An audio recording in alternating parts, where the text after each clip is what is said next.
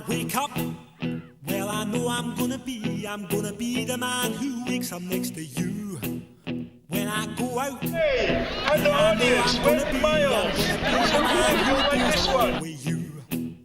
If I get drunk, well, I know I'm gonna be the man who gets drunk next to you. And if I haver,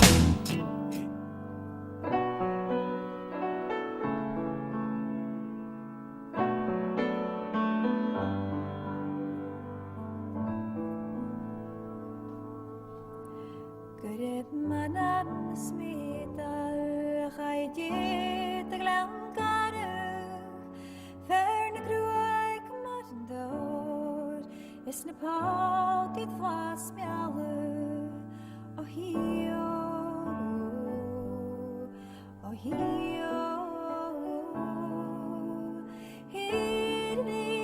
ahuere o hiri o yal. Well, I used to have friends when I was a dentist. I had lots of friends that were dental nurses, so they were like from a very different educational background from me, but we just ended up getting on really well because we spent a lot of time together, and you know. I've got a few friends that are gay. I was just sort of trying to think of one who was quite outstanding. Almost that most of my friends, you wouldn't know whether they were gay or straight, but for him, he was the first person I met. He was very much a stereotype of a gay person. Yeah. Teacher friends who are older than me, most of them are older than me, and I've very good friendships with them, and lots in common with them now. You know, like when you get together, you realise you've got a lot in common even though you're not the same age. I think it's probably helpful to talk about particular people in the prison context, which is where I work.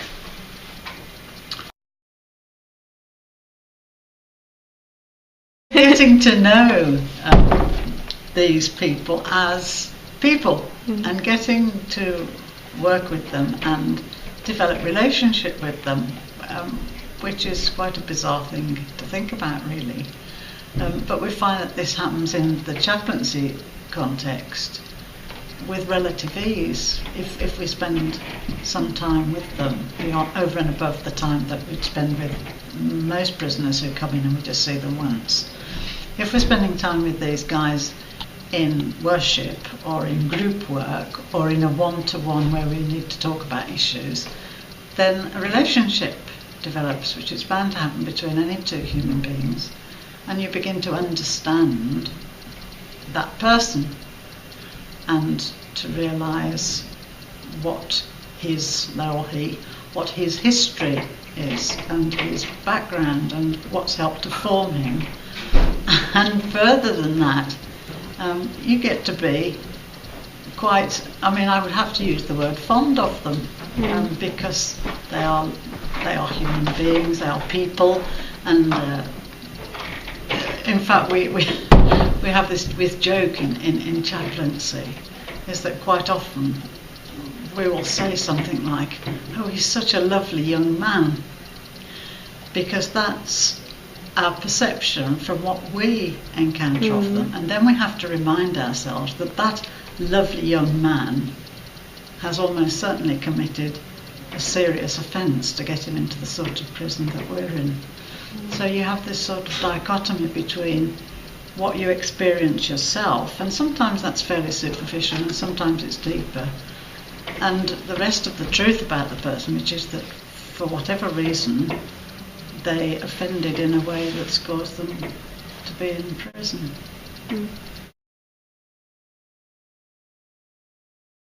The stereotype is that you'd be loud, I guess, you know. But I think people in Scotland now are probably as loud, especially young people. I don't see any difference between you and my children's friends, and things that I guess I must have watched, I don't know, were things like Happy Days and stuff like that, where, you know, everyone was happy and went to the sort of burger bar and things like that, parties, frat parties and things like that. The university, when I went there was no fraternities, there was nothing like that. I'd seen films where there had been stuff like that at uni, but I kind of thought that was for the films. I didn't think it was real, so that was quite interesting. That's fun. A bit of a surprise. Yeah. So that did shock me. But then when I know him and talk about him and understand what's been done to him in his past, and the ways in which he's been treated and abused, and the strange values with which he's been brought up, then I begin to understand. And that's the best you can hope for, isn't it? That you try and understand what's enabled that to happen, what's gone wrong. And then you just be friends, and he makes us laugh, and he's helpful, and he's cheerful, and he's a lovely lad. And we say that, oh, isn't he lovely? And he's just one of many of whom you could say that. He probably does fit a lot of gay stereotypes. He's an artist and very flamboyant, so he's not a typical gay person. But he probably did. But Is that many of them suffer multiple deprivation, social deprivation, lack of parents or abusive parents, no or poor education, mental health problems, and you could just go on and on and on. And a lot of them have got all of those. And so you look at the circumstances of their lives and you think, how could they possibly not have done a crime? They haven't got anything. and he was actually attacked by other people because he is very obviously gay, I guess. So that was in a small Scottish fishing village. So I'm saying that we're very tolerant, but I guess there's pockets in Scotland where people would be very traditional and maybe find that type of expression of your gender or sexuality unacceptable. The thing about Glasgow in particular is that it has a history, a long history of sort of sectarian bigotry to do with this, to do with different kinds of Christianity, Catholics and Protestants, and it all comes down to two football teams, Rangers and Celtic, and it really is a historical thing because it is not really, it doesn't exist now the way it used to, but in schools we do anti-sectarian teaching and our kids go to Rangers Football Study Centre and they go to Celtic Football Study Centre and we mix with the Catholic school and things so that these things don't happen anymore. But it used to be a big problem and it was all due to a lack of education and due to a lack of opportunities of these people seeing that they were just the same, really.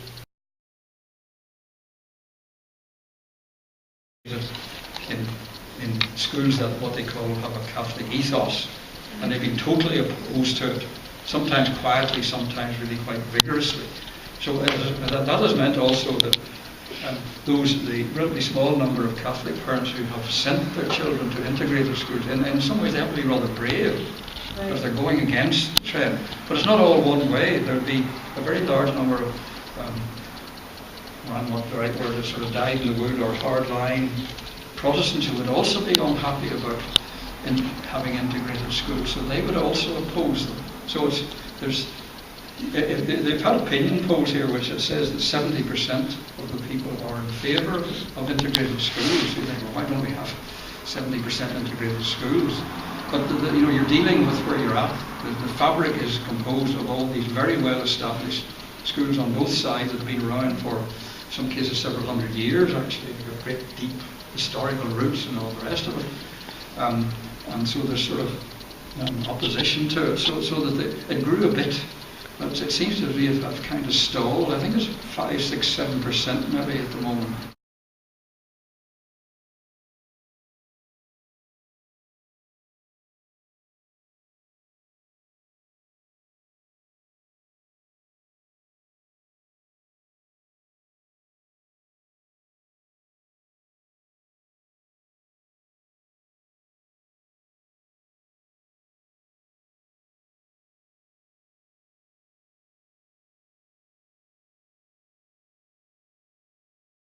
Yeah, no, I do. I think it would, and there's a really good book now that lots of Glasgow schools use. It's called Divided City. It's written by Teresa Breslin, and it's about a Catholic boy who grows up in a Catholic area and a Protestant boy who grows up in a Protestant area, and an asylum seeker who is a victim of a crime. And these two boys who are very different and have these preconceived ideas because that's what they were taught by their parents, help this asylum seeker. And that helping someone else breaks down all the barriers that they have. So in Glasgow, really anyone with any education now thinks like that. You know, that's it's old fashioned, and they'll go past the stereotypes to try and find out more about each other. And I suppose it probably does depend what age you are, because when you're a teenager, you've got your own friends. You're happy with your own friends, so you maybe don't feel you have to go and talk to other people that you don't know. But that's a short-lived thing. The kids that I teach are younger than that, and they'll just mix no problem with people from all over. And then again, when you're older and you go to college and university, it's such a multicultural place that the old problems with Catholics and Protestants are lost, because there's so many different languages and cultures here now. And everyone gets along, so it doesn't seem like a problem. Yeah, increasingly that's how you feel. And I was talking to someone the other day who said he was thinking of going into work in a social context with people, with youngsters who are in deprived communities, and I just wanted to encourage him so much in that, because that's where you've got to start. You've got to start with the community and the deprivation that exists there, and it's sort of